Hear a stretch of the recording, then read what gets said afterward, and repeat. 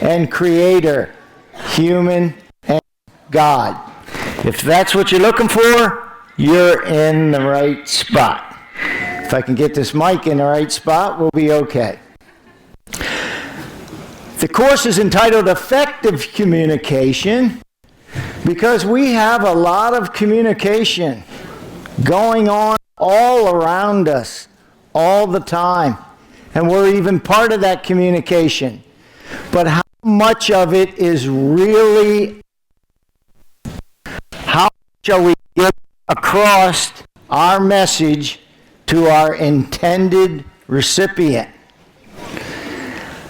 I am quite chagrined that having an iPhone, I only have it because my young daughter has one, and so I have to have one. But I'm amazed at the communication that goes on, and the effectiveness of it is lost. Make a mistake and have caps lock on, send a message to your friend, and they don't speak to you for 2 days. And you wonder, what did I do? What's up? Or how about the letters that the young people are using now? They have a code all their own. If you pick up one of their email messages and try to decipher it, you need the code book to break the code. Effective communication, possibly among that group, as is intended, to keep mom and dad out of it, I'm sure, but not effective for other communication. When I think of communication, I'm always thinking of Job. Job took it on the chin. He got it bad. He was in and on a heap of trouble. Job's friends rallied around him and came to his aid. And they were doing a terrific job for 7 days until they opened their mouth. Sometimes effective communication is just being present. It's your body, your empathy without words. I think it was Charles Spurgeon that said, preach, always use words when necessary. Okay? We preach by the way we conduct our life, by the way we stand, by the way we hold ourselves. And that is so true when it comes to working with a horse. Now, my young horse, I'll introduce to you in a second. Those of you that were here yesterday, I'm Jesse Bowman. I'm a chaplain with Cowboys for Christ. We're based out of Fort Worth, Texas. Our goal is to have at least one chaplain in all 50 states. We have 37 states right now and 2 countries. Some states like Texas, Pennsylvania is another one, California have lots of chaplains. Virginia has 3. One of them is assigned to the prison ministry exclusively. That leaves 2 chaplains to cover all Virginia. That's okay. It just means that we're on the road a lot. What do? We support local churches of any denomination, number 1. That means pulpit supply, often in an emergency. A pastor is called away because a parishioner is in the hospital, or a pastor becomes sick quickly, and they know that they can call us and we can do pulpit supply. But that's not our main focus, if you will. Our main focus is the stock industry. Horses, cattle, rodeos, trail rides, dressage events. If it has a horse in it, a sale barn, an auction, we want to be there. Anything to do with cattle. We don't just show up on Sunday morning to do Cowboy Church. We like to do Cowboy Church on Sunday morning, but we like to show up at the beginning of the event, meet with the organizer, and offer some suggestions like, have you considered a prayer before you open your event? We're going to bring the horse out. We're going to have a pretty girl ride around with the American flag while we sing the Star Spangled Banner. That's a great way to open. How about a prayer? Well, we haven't thought of that. Could I? Would you let me? Lead. And then announce we're having a Cowboy Church on Sunday morning. 30 minutes, just come as you are. Bring your coffee, your muck boots. Heck, bring your horse if you want to. Okay? While we're at these events, we like to walk the aisles of the barn, talk to people, because we can talk horses, we can talk cows. It's a great icebreaker. We'll mention Cowboy Church, we'll certainly mention who we're with, and we're trying to establish a relationship, communicating with them. We are here, we're of you, we're like-minded horse or cattle people. We know what you're up against. We appreciate what you do. We like what you do. We understand what you do. And we like to introduce you to Jesus Christ. We form lots of relationships that way. Effective communication. Okay? When we're talking about effective communication, guys in the crowd and ladies, you may appreciate this. When your husband comes in the door at night and you have something to tell him about your day, something that went on that you just want to release or inform him of, wouldn't it be nice if he took the cell phone, turned it off, laid it on the counter? Instead of muting the game, he actually turned it off. And he stood up and he walked into the kitchen and he walked right up to you and looked right in your eyes and said, "Sweetheart, what you have to say is very important to me, so you have my full attention." Probably you'd go quiet, ladies, figuring out who is this and what has happened to him. Try it, guys. Okay? She'll be shocked, she'll be surprised, but she'll then know, I have his full attention. He's looking in my eyes. How often do we stand talking to someone and we're looking out across their shoulder, over their head at the horizon, or something else that's going on? Okay? Or we're talking to them, they're talking to us, and we're already formulating what we're going to say in response, and they haven't even finished talking.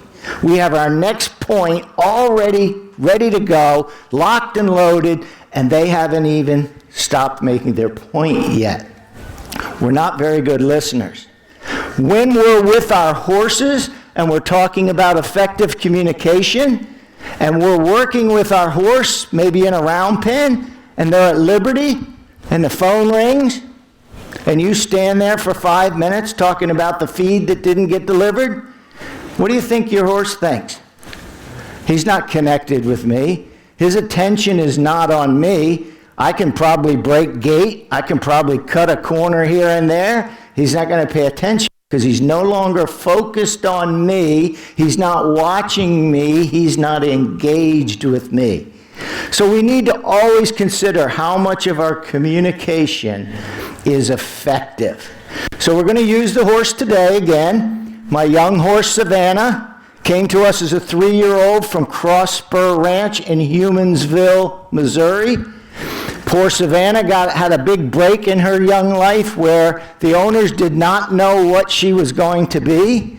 They thought she might be a barrel racer, but they languished and they had a bunch of missteps, and she just got left in the pasture all by herself for a while.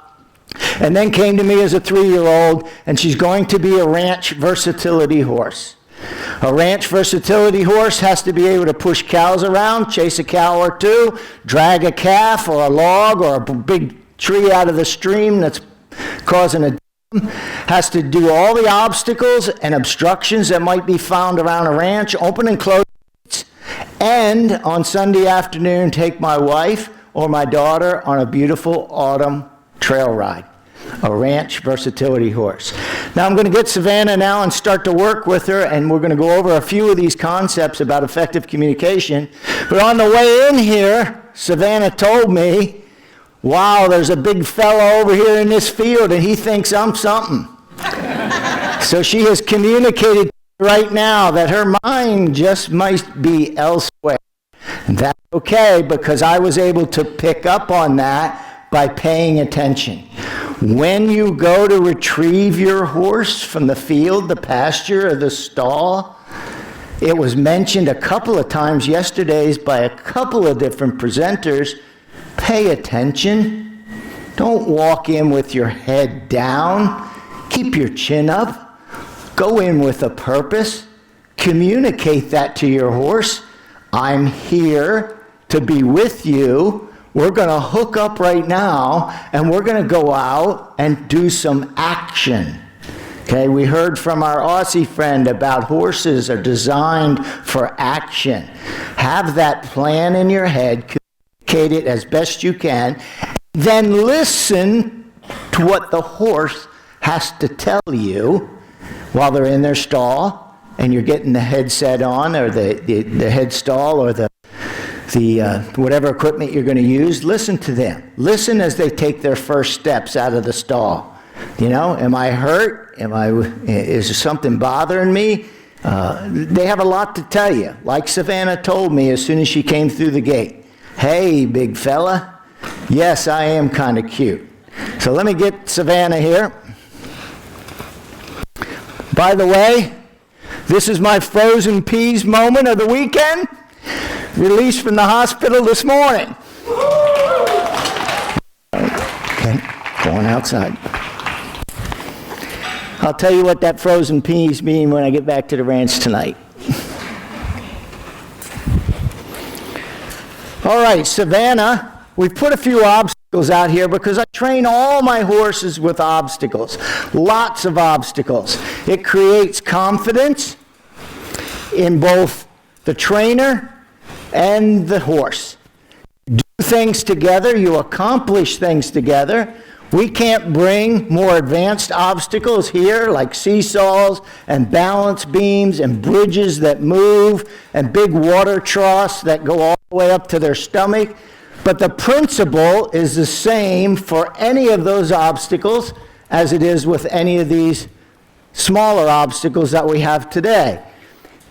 First of all, it's about communicating to your horse that you have an intention,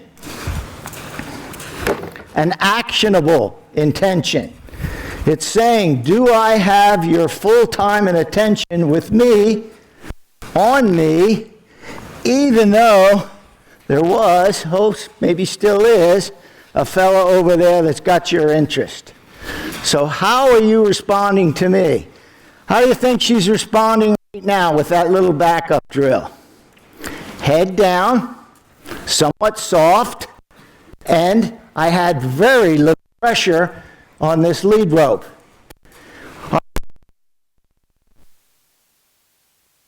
A piece of dental floss in our hands. Okay, even though it's a big, strong rope or lead, it's a piece of dental floss. I see lots of folks that come around and they have all kinds of get-ups on their horse. Chains, I absolutely just despise a chain of any kind on a horse's nose. My friend and mentor, Buck Brannaman, if you show up at one of his clinics with any kind of a tie-down device on your horse, walk over and take it off. He'll tell you it's medieval. Do not attempt to correct things with tie-down devices because of a lack of training. Okay? Don't try to shortcut it. Okay? Yes. She's thinking. Huh? She might be following me. What is she thinking? Control what the horse is thinking? Probably not. I'm not totally concerned with what she's thinking, but I am concerned with her performance. Okay? You may be thinking about that big, pretty fella next door, but what is your performance like while you're thinking of that big fella? Okay? Are you engaged? Me. And for a 4-year-old, I think of her as a 3-year-old because of that lost year. I think she's kind of engaged. Now, Savannah has never seen this board on the ground with the black circle. What do you think a horse would consider a big black circle on the ground, especially one with the contrast of black and white? Because remember, they see in shades of gray. Shades of gray. That's how they tell the really lush grass from the not so lush grass. Just shades of gray. So what do you think that represents to her? A hole. A deep hole I might fall into.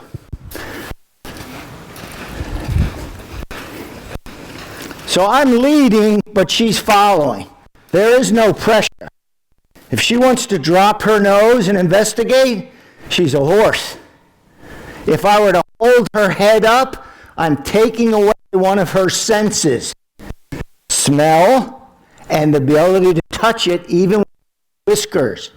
You know what have those whiskers? Protection. I think it's Europe now where you shave your horse's muzzle in competition. Can't do it anymore. We still do it here in America too much. That's why I can't stand Western pleasure. I'm sorry if you're a Western pleasure person, don't send me any bad emails. But the leading AQHA, Western pleasure horse, 3 years ago, was brought into a ring, the champion one. And because there were 2 cows in a pen at the other end of the arena, lost its mind. A Western pleasure horse and cows. So AQHA has changed their tune, and they now introduce really more ranch versatility things. So I gave Savannah an introduction to what I wanted to do. And now I'm going to ask her, do you want to walk across it? With no pressure whatsoever. She's never seen that board before. That's the first horse that's ever walked across that board. Did she seem particularly worried? I don't think so. Now, when you come up to an obstacle like that, there are always 3 ways of escape, possibly 4, depending on how big the obstacle is. There's the left exit, the right exit, and the backup. If it's a small obstacle, you may consider the jump over. That's also another way to avoid it. You, of course, want to avoid the jump over at all costs, because if they jump over it and you allow them and don't make that correction quickly, what do they believe? That's what he wants me to do. Jump over the scary black hole. Always leave your horse with an escape. You may take away the left, you may take away the right. I'm taking away the left. I can take away the right to a degree. I could put some cones there. But if she approached this obstacle and was really concerned and began to back up, I'm going to go with her. I'm going to say, darling, you can back up if you want to. Okay? It's okay. If we pen our horses in to, there's only one option, darling. Go straight. Maybe in a competition, an obstacle competition where you got 60 seconds, you may want to do that, but you should have done a lot of homework first on the ground. Okay? So leave a horse with an escape. Tarps, they're always scary for horses. They make funny noises. Okay? But we're communicating and connected. We're going to walk with a purpose.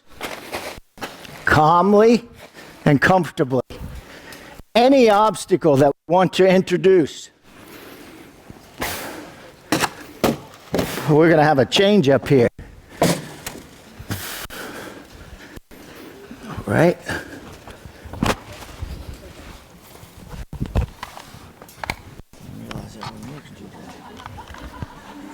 Would you like to wear this, darling? Jessie looked off. It's called up. And she's got it. Okay. It's in your hand. Is this on? Hang on just a second. I'll hold it for you. Okay. You ready for that, Savannah? Say hi. Okay, got it. All right, we're back with you. So she snuck right through the baby pool while we were doing our IT thing. Didn't seem that concerned about it. How can I make this a more challenging obstacle? A little simple baby pool? Put 6 inches of water in it. Changes the whole obstacle, okay? We can do little things that communicate to our horse effectively what it is we're trying to do. I just gave her a slight tug there, which said, I'd like you to stop in this hula hoop. And she's saying, I don't even know it's a hula hoop, so I'm going to check it out, but you asked me to stop, and so now I'm going to see what these hula hoops are all about.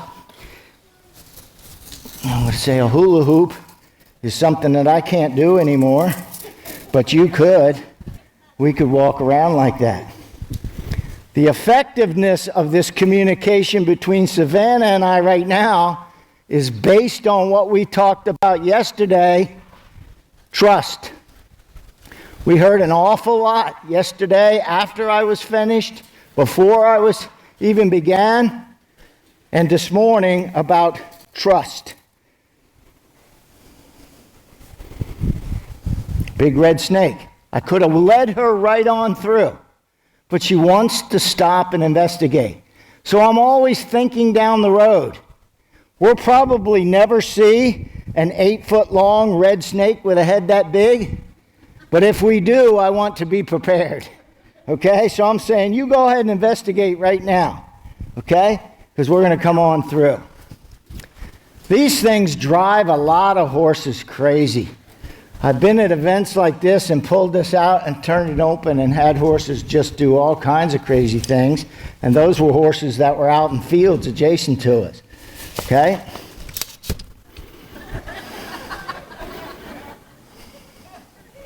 What's that?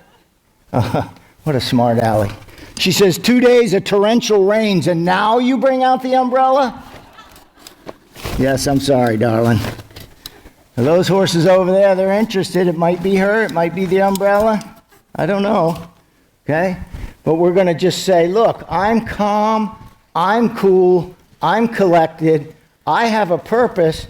I'm going to communicate that to you. Remember, yesterday we talked about 5 by 5. Folks, this works with your children and your spouse. I wish I knew that better, but I'm learning. I want to ride at a 5. I want my horse to be at a 5. Okay? She's never seen that ball before. Okay? Just communicating with her that it's okay for you to investigate and do things at your pace. Back to the 5 by 5. If I'm at a 5, my horse is at a 5, we're right where we want to be. If my horse goes to level 8, where do I have to go? Yeah, down to a 2 or a 3. If I go to a level 8, I got to hope my horse goes to a level 2, stays at a level 2. It's really incumbent upon me to communicate, to react to my horse and communicate. You're very excited. You're very nervous. You're very scared. Things are getting out of control in your world. I'm going to stay calm in my world and have you come back to me. Effective communication.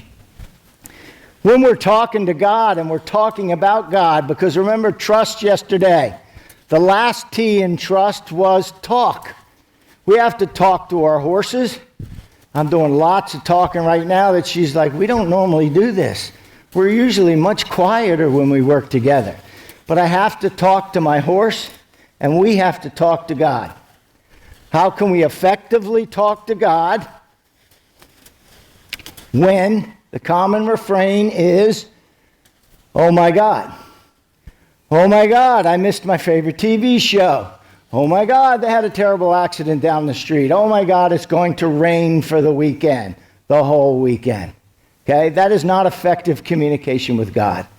For you folks, most of you folks, if not all, when you say, oh my God, it takes on a completely different meaning for you and to our Creator. Because you're saying, oh, my God, thank you for this thing you've just done for me. Thank you for this blessing. Or, oh my God, I need your help. Effective communication. Speaking of effective communication with God, you know how on that cell phone we all like to have those 5 bars? We get down there to a bar and a half or a half bar and we start getting worried and panicked. Oh, is my message going to go through? We need those 5 bars when we're speaking with our Creator God. How can we interfere with those 5 bars? Number 1, a big one is unrepentant sin. Okay? If we have unrepentant sin that we're continually engaged in, we have blocked our communication, our effective communication with God. Talking to a fellow about a week ago, church-going guy. We're having a nice conversation. It was wholesome and decent. And he said, look, I got to get going because I got to make it home for the other episode of Yellowstone tonight. Now I'm going to get some probably angry emails. I hope not from this crowd, about Yellowstone. I can't watch Yellowstone. How come?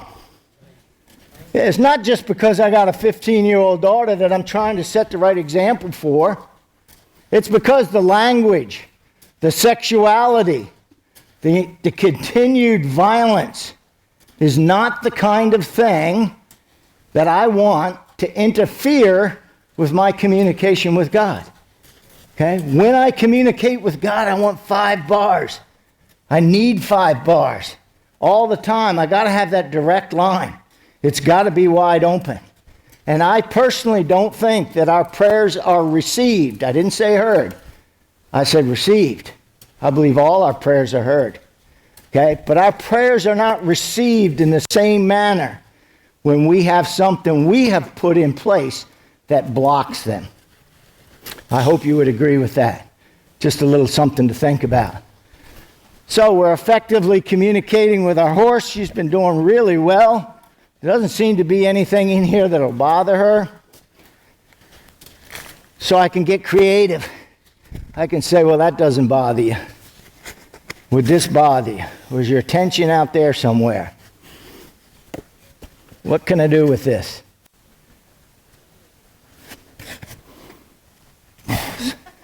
I'm not a very good roper, and I apologize, Savannah, because sometimes my rope will get caught up under your tail, and we got to be able to deal with that. I'll get it out of there and clear it as quick as I can, darling, but sometimes it's going to happen, and I got to know that you're okay with that. And sometimes you may have to move while I try to untangle that rope, get that line clear, get that calf under control, and you got to know that I'm with you and you're with me. Effectively communicating with the horse. Now, all of you have seen a lot of ineffective communication with a horse where everything goes south. We yell, we scream, we get frustrated. The only time I yell and scream at a horse is when I see the vice of biting. Biting cannot be tolerated under any circumstances. Rearing cannot be tolerated under any circumstances. And I'll give you a third one, and you might say, oh, that seems severe. Standing still at the mounting block is a must. You do not walk off until I signal you with the cue to walk off.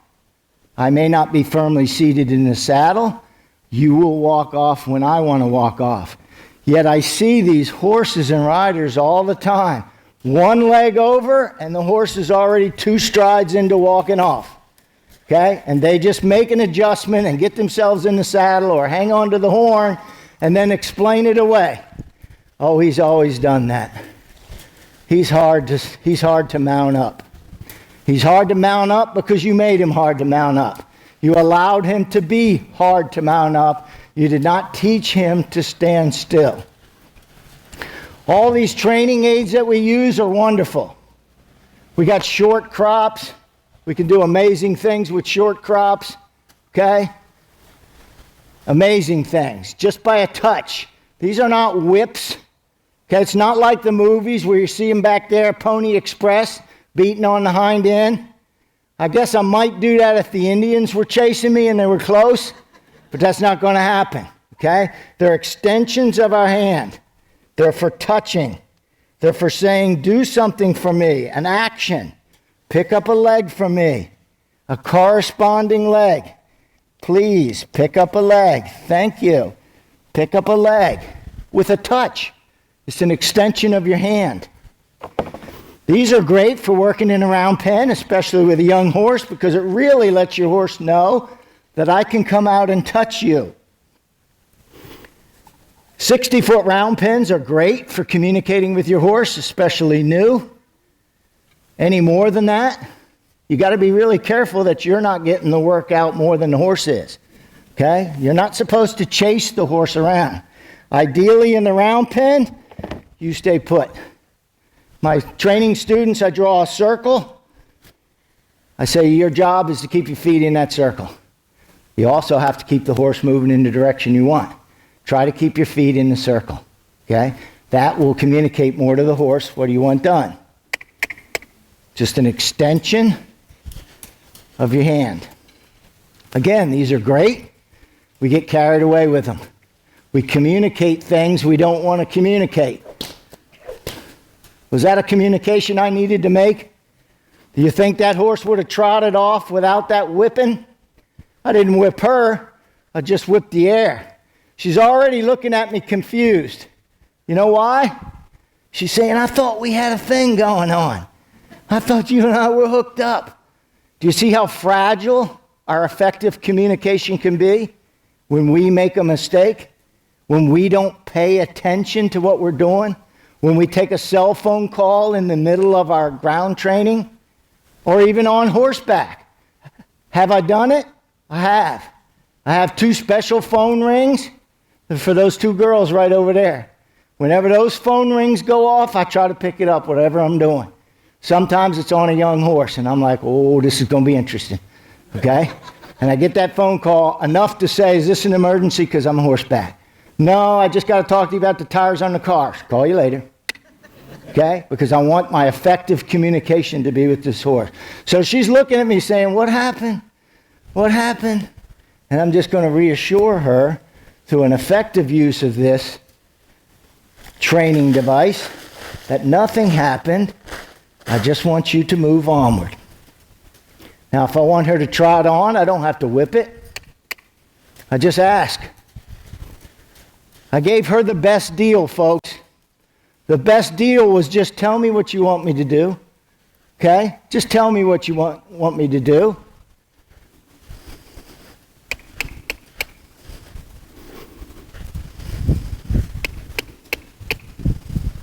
I could have run. I could have shot out for the gate. Didn't need to. Got to be effective. Think about what you're doing. Think about what you're doing before you're doing it. You want to turn your horse in the round pen? Don't just come up arbitrary. Think about it. Savannah knew. Don't ask me how she knew that I was thinking about turning her at that gate. That's one of God's great gifts to the horse and to us. That they have that unique ability, that intuitive sense that says, I'm hooked up. I'm connected. I want to work with you. Okay? I don't want to work against you. I want to work. I want a job. Savannah wants a job. She's not sure what her job is yet, but she's going to find her job. And her job is taking care of me, taking care of those 2 girls when on horseback, opening and closing gates, pushing some cows around, sorting them out. Hey, darling. I can reach out and touch her if I want and ask her to go. Okay? Not necessary to lose my mind and jump up and down. I mentioned to you about the biting and the rearing and about yelling at a horse. How many folks in here, as of an effective communication, see people punch a horse? And they tell you only in the chest, only in the shoulder, only in the meaty part right there. Won't hurt her. I'm small, she's big, I can't hurt her. Certainly better than the muzzle, because you hit a horse in the muzzle, you're going to teach her to be head shy. Every time you put your hand up to put a halter on, she's going to whip that head around because she thinks you're getting hit. Not an effective communication. We don't need to punch them. Okay? Have I punched a horse? Before I knew better, I did. Okay? Boom, get off me. Boom, that's my foot. Boom, you're not listening to me. Okay? Not effective. Okay? It's actually counter-effective. It will hurt you somewhere down the road. It'll be a hole in your training. So about that biting. This is the only time I yell and scream at a horse. Okay? If they bite or nip at you, it's called the 10-second monkey scare. John Lyons taught me that one. Okay? He called it a monkey scare, and I have ever since. For 10 seconds, I lose my mind in front of that horse, a couple of feet away. I mean lose your mind. Scream, jump up and down, shake your hands, say all kinds of things in the loudest voice you can, and your horse's eyes will get really big, their head will go back, and they will start backing up thinking, he's going to have me for dinner. And that is exactly the message you want to get through. With your horses, your school horses, your therapy horses, whatever horse you have, they have to know, you've heard people talk about it, I can touch you anywhere at any time. You can't touch me unless you're invited. Does that make sense? We've heard talk about the bubble. You're in my bubble. You're in my personal space. When I see people leading horses back and forth and they're being pushed, what is the horse communicating to you? I'm testing. I want to see who's the leader here. Do horses periodically test you as the leader? Oh, you betcha. Watch them in the field. Okay, one day, the number 5 horse just says, you know, I've been watching the number 2. She getting a little older. She getting a little long in the tooth. She doesn't lope off like she used to. Let me see if today's the day I move up to number 2. And she goes 3, 4, or 5. I don't care. So they go over and they test, and the number 2 has a job to communicate. Now, I believe it's true because Buck Brannaman said it was true. 7 times a horse will give you a warning, or another horse. 7 times. I'll have to check in with my Aussie friend over here because she probably knows. 7 times they will warn before they strike. You have to know what the 7 times are. Everybody knows one of them. It's the ears. Okay? Okay? It's the ears. We all want to look at the ears. What are the ears doing? The ears are going to communicate. That's true. Let's start looking at our horses through their eyes. Let's see the world as they see the world. It will help us. So it's not just the ears. Okay? We need to look for the signs. Okay? What does the mare do when she approaches the water trough and she wants to get the drink and there's a couple of geldings standing around there? Puts those ears back, lowers that head, and if that doesn't get the trick, number 3, she'll throw that head. You ever see a mare leading a bunch of horses down through the field? Throwing that head left, throwing that head right. Go this way, go that way. Who's in charge of the herd, by the way? Is it the stallion? No, the stallion's back a ways, usually up on a hill, looking for the other stallions. It's the lead mare who says, I'll communicate with you. You watch me. I'll be the leader. I lift my head, you lift your head. I run, you run. And the rest of the herd runs a quarter mile and then stops and says, what was that? Okay, because you ran. She leads them to the new grass. She leads them to the water. Okay, it's the mare. Usually a senior mare, but not all the time. Quick thing about communication again. Don't discard your senior gelding just because he's senior. Like us, aren't we sometimes drawn to that quiet, reserved, but confident person in the room that only speaks when they have something to say? They don't just run off at the mouth at every single topic. They don't answer every single question. But when they do speak, people listen because they got something to say. Our pastor this morning said he's an introvert. Okay? He has trouble having a conversation with people. Our Aussie friend echoed the same thing. But in here, with my horses, I can be an extrovert. I've got to be an extrovert because I'm the leader. And he did a wonderful job of stepping up there and giving credit where credit was due to the Holy Spirit. Holy Spirit, take a hold of me, put the words in my mouth, help me to communicate effectively your message. When you run into folks, and there's horse folks out there like this, who say to you, yeah, been there, done that, and they start in with that, I know all there is to know about horses because I've been doing it so long, I've done it all. That should be a huge communication red flag for you. Why? Because just like being a Christian, training horses involves a commitment to a lifetime of learning. Some of you in this room have read the Bible 25 times, cover to cover. Okay? And I hope you read it 25 more times, because the Bible speaks to us differently every time we read it. The Bible knows us better than we can ever know the Bible. You will read a verse at 18 years old. Okay, yeah, that's interesting. Good. Sounds great. Come back and read it at 38 and go, man, never really saw that before. And come back and read it at 58 and go, you know, that just spoke to me in the situation I'm in right now today. So for horse training, we owe it to these animals, these fine, majestic creatures that God gave us, to have a lifetime commitment to learn as much as we can about our horses, and to bring that back to them so that they have a better life, so that they have a better chance in the world. Huh? Come here, sweetheart. So we owe it to them. Can we learn anything from a bad trainer? What do you think? Absolutely. Absolutely. That's why I never miss a chance to go to a new barn or a new ranch. I don't care what it looks like.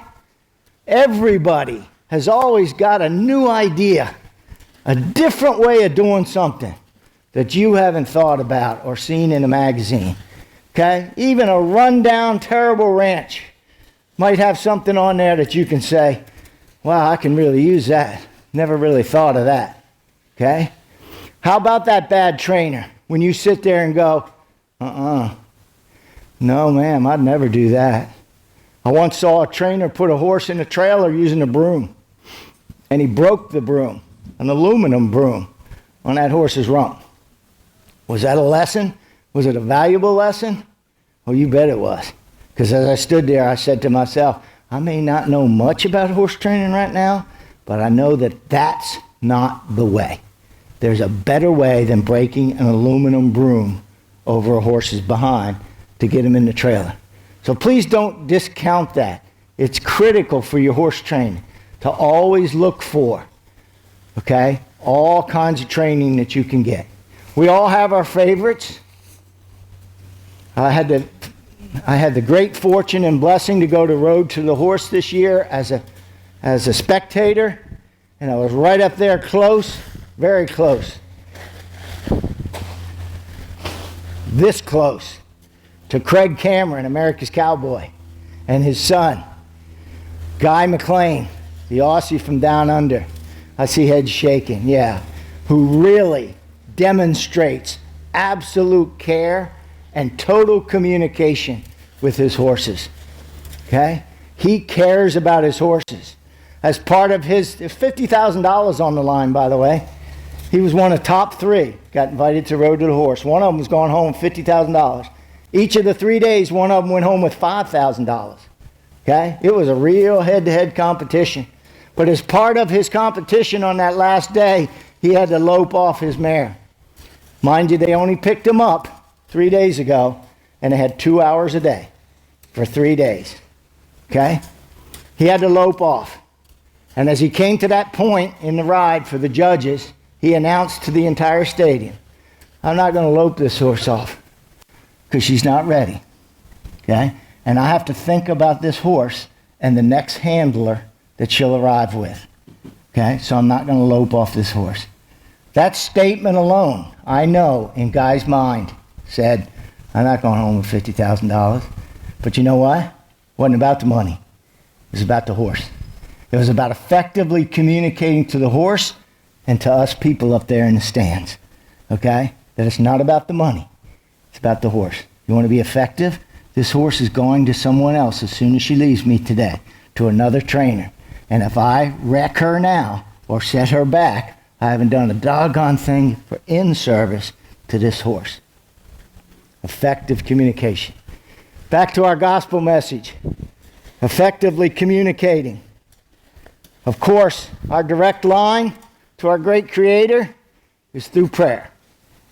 How do we learn how to pray? By reading our Bible, by studying our Bible. If we don't know how to pray, we can pray God's words back to Him. You can do it often. Find that verse that matches your situation and say, that sure sounds like me. God, in your word, you said, and just give Him His words back. You think you're going to have His ear when you give His words back to Him? You bet you are, okay? Learn how to pray. Learn that prayer is nothing fancy and it's nothing elegant. It's a conversation. It's talking with God. Our pastor said today, okay, a friend. How would we talk to a friend? Would we go in there all stuffy and pumped up and, well, I just checked it all out on YouTube. I know exactly what to say. Okay, I know exactly what to do. No, we'd talk to a friend like, hey, never done this before. What do you think about this? That's how we talk to God. Okay, we say, God, I just need to have a conversation with you. When you do that, you will start communicating with God throughout the day. I never understood what Paul meant when he said, pray without ceasing. I said, well, that's kind of hard. How am I supposed to walk around praying all the time? Okay? But you know what? I've learned we can. Because we have a conversation with ourselves when we're driving the car, when we're walking the horse out to the field. God, thank you again for this beautiful 4-year-old horse. Yeah, she was a challenge. She's a real challenge. She's been a challenge, but she's a good horse on the way to being a great horse. Thank you, God. We don't always have to come to God with a problem, you know. The more you talk to God, the less problems you'll bring. Oh, you'll bring your problems, you're supposed to, okay? But have a conversation, okay? Had a friend one time that told me, he said, I had a conversation with God last night. I said, oh, you did? He said, yeah. I come home drunk, bad drunk. Wife wouldn't talk to me, locked me out of the bedroom, laid down on the couch, felt myself getting sick. Went in the bathroom, knelt down. You know how that goes. I said, were you praying to the porcelain God or were you praying to my God? He said, after I got done with the porcelain God, I prayed to your God. I said, yeah, what'd you say? He told me what he said. I said, that's a great start. That's a terrific start. I hope you can back that up. I'm here for you if you want some help. I can talk to you about it. Pick up the phone and call me. Okay? He didn't follow through. Okay, next weekend he was kind of doing the same thing. We got to show God through our effective communication that we mean what we say. As I said yesterday, we don't expect perfection out of our horses. God does not expect perfection from us. What does He want? Try. Try. So let's end it on that word trust again that we did yesterday. Okay? Trust. So critical, so important for our work with our horses. Whether we're riding them, training them, teaching them, or using them to help these kids and other people that are hurting. Okay? Try. That's the T. Give me a horse that will try, and we can work together. Okay? That's what God expects of us, to try. He will pick us up when we fall and put us back on the right path. Just like when our horse tries, we will guide them and correct them and tell them this is the correct way. R, respect. We have to respect this horse. If we don't, we're really not going to get anywhere. Okay? This horse is bigger, stronger, and faster than I am. But don't tell her, please. Okay? I respect her for her strength, her agility, her athletic ability, her intuitiveness, and the fact that God created her just like He created me. Okay? We have to respect God. Walking around all the time saying, oh my God, is disrespectful to God unless you really mean it every time you say it. We have to have respect for our Creator. Okay? Talking about millions and billions of years and the goo to the you to the zoo is not respecting our Creator God. That's not the truth. That's not what's in the book. Okay? I hear people all the time saying, but Jesus loves everyone. Absolutely, positively true. Okay? But love without truth is a lie. Okay? We find that too much in our churches today, especially in America. It's love everyone and don't tell them the truth. Okay? And that's a lie. Conversely, the truth without love and compassion is brutal. That's when we are pounding people over the head, beating them on the head with the Bible. You're going to hell. I'm not. You don't change your ways, you're going to hell. That's the application of truth without love. Okay? TRU. U is understand. We have to understand this animal. Okay? We don't just do it by getting a book. We do it by working with the animal, by prayerfully saying, this is what I want to do. Lord, help me out. You made this horse. Okay? You made every part of this horse. If I had a choice between talking to Buck Brannaman direct and Almighty God direct about this horse, I'm going with the one that made it. Okay? I'm going to go with the one that made it. Our Bibles, basic instructions before leaving earth. That's what it is. We just bought a 1999 Monte Carlo for that little girl over there who's going to start driving soon. Oh, God save the Commonwealth and us other road users. Okay? And in that, when we were cleaning it up, getting it ready, in that glove box was the original owner's manual. Still in the plastic bag. Brand new, like it was in 1999. My wife bought a Subaru 2 years ago. They don't give you an owner's manual anymore. She asked for one. They said, go to YouTube. YouTube will show you how to do it. Our Bible, basic instructions before leaving earth. Read it. Understand. S, stop. Stop. When our horse is out of control, stop and go back to a place of control. If you get out of control at the lope, go back to the long trot. If you're out of control at the long trot, go back to the walk. And if you're out of control at the walk, get off and go to the ground and get control again. Never move ahead when you're feeling out of control. Okay? Stop. When you're out of control in your personal life, things have got you down, things are getting ugly. Okay? Stop. Go to the Creator. Okay? Back up. Say, I need to get back to a place of control. Lord, I'm out of control. Help me out. Let's put me in a place of control. Sometimes, folks, I got to tell you and be perfectly honest with you, that place of control is on my knees in the pasture. Just on my knees. God, I've reached the end of my rope. Things are coming at me fast, and I feel it building up. I need to stop right now and ask you which way to go. Okay? Which way to go? Your will, not mine. I surrender. Laid this horse down for you yesterday. She didn't want to do it.